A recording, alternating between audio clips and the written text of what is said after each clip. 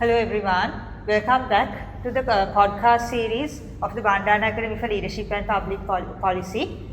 Today I have with me Dr. Anuradha Rodrigo, who is the Deputy Head of Academics of the Bandaranaike Academy for Leadership and Public Policy. Today I will be discussing about the upcoming postgraduate diplomas offered by our institution. As Sri Lanka's first and premier institution on public policy and leadership, the Bandaranaike Academy for Leadership and Public Policy is dedicated to teaching and training scholars on public policy, strategic leadership and ethical governance related themes. First of all, I would like to ask Dr. Anuradha a little bit more about the upcoming postgraduate diplomas. Doctor, can you tell me what are the postgraduate diplomas that our academy is offering, and what disciplines are we offering, and why students should choose them? Okay, thank you, Shiny. It's right now we are the leading policy formulation and policy initiative institute offering this kind of postgraduate diploma. We are offering 5 areas which we have identified after research. There's certain academic gap in these areas, and since we identified those are the crucial areas we need to look at in policy formulation. So based on that research, we have introduced 5 postgraduate diplomas related to economic policy, education policy, politics and governance, strategic leadership and cyber security. So I'm proud to say that we are the leading institution right now with related these areas. Right, so now you said we are offering 5 postgraduate diplomas. So now what makes the approach of BALPP to postgraduate education in public policy different from more traditional academic institutions? What makes us more unique?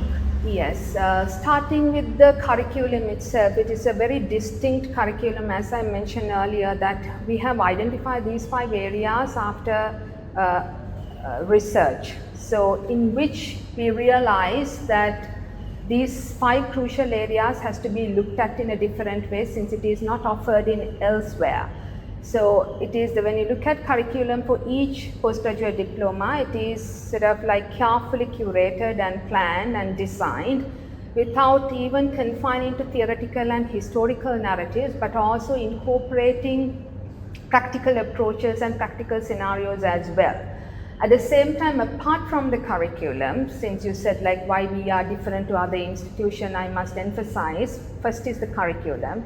Second is the resource persons, how we have chosen them, and we have chosen each resource for each topic, each module, expert to deliver this curriculum. Third is the pedagogy. If you look at how we are doing it, is also very different to existing academic institution, private and public, in which we have sort of given the chance for the lecturer to look at the historical narrative until the contemporary situation, and then the students will be looking at the and reviewing the status quo, identify the gap related to the same, and then they would be bringing up relevant policy initiations and how to mitigate the challenges sort of. So it's not entirely sort of exam-based program. There are assessments, there are research, there are a lot of other things are involved, in which they will be combining their existing knowledge related to the subject, at the same time looking at the practical approaches which they will be discussing in the classroom. So I believe that starting from the curriculum, with the resource persons and the pedagogy, everything is distinctively different to other institutions because we have carefully planned all that. So you spoke about the curriculum, the types of resource persons who will be conducting the lectures, and also a little bit about the approach and the strategies that we'll be using to deliver the lectures. So now can you walk us through the kind of students or professionals who would benefit by following these type of postgraduate diplomas? Yes, Shiny, when you look at the 5 areas, we have a vibrant student cohort, I must say. The reason is that when you look at the existing secondary to higher education system in Sri Lanka, whether it's private to government sector, none of these institutions are focusing entirely on policy formulation. So if you look at, as a result, education policy, We have teachers to government officials from the ministries and the institutions and even from NGOs who are looking, like for an example, non-governmental organizations who wants to find out the existing contemporary system in education and the challenges and how they can bring in new knowledge related to policy formulation. They will be coming into the program. And likewise for economic policies also the same, from think tankers to ministry officials and so on and so forth.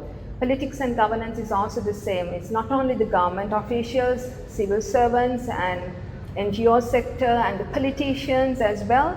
So it's a very different, vibrant cohort.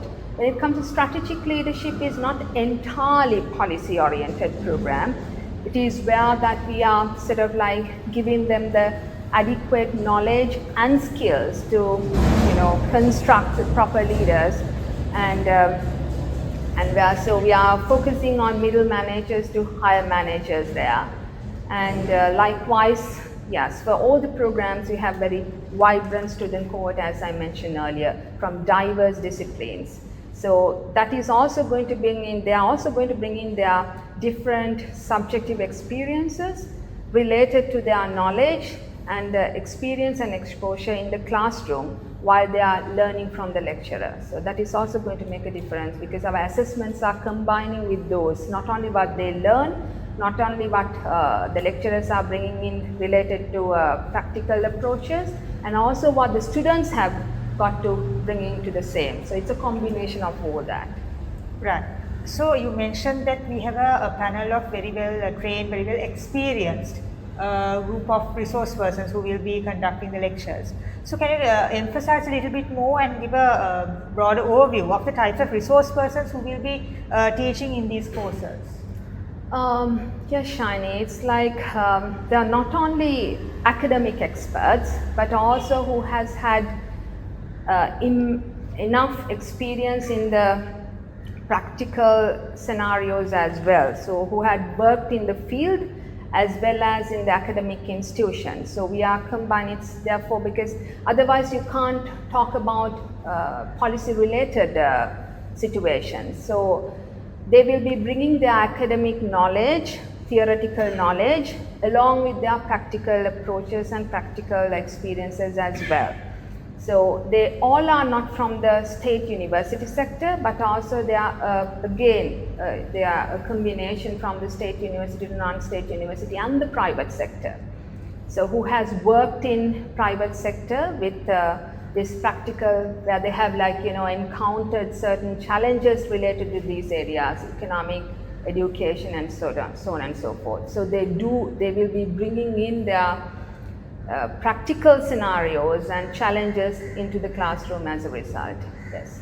Right. So moving forward, now looking at the future prospects, now what type of impact will these type of courses have on students, like especially in the job market, in the public and private spheres, in their communities? What kind of an impact will these type of courses have on students? Yeah. So as I mentioned, after identifying these 5 crucial areas, which we thought that it really need to be looked at through policy lenses, and we are not only looking at the Sri Lankan, it's 90% Sri Lankan and later on even beyond. So they are not only going to be equipped with the relevant knowledge, and then also the skills and also the practical aspects, so which they can easily make an impact on the existing structures. As I mentioned, after identifying and reviewing the status quo related to all 5 areas, they not only would be able to find out and bring in relevant policy changes, so they will be definitely game changers in their relevant field eventually. So that is what we are trying to bring in from our programs. So thank you very much, Dr. Anuradha, for those valuable insights on the upcoming postgraduate diploma programs offered by the Bandaranaike Academy for Leadership and Public Policy, Sri Lanka's first and premier institution on public policy education and leadership training. So thank you very much, and we would like to request all of you to join our courses, and I'm sure it will give you so many opportunities in future in the job market and in your communities and in the wider societies to become responsible and efficient policy oriented citizens and leaders. Thank you very much. Thank you.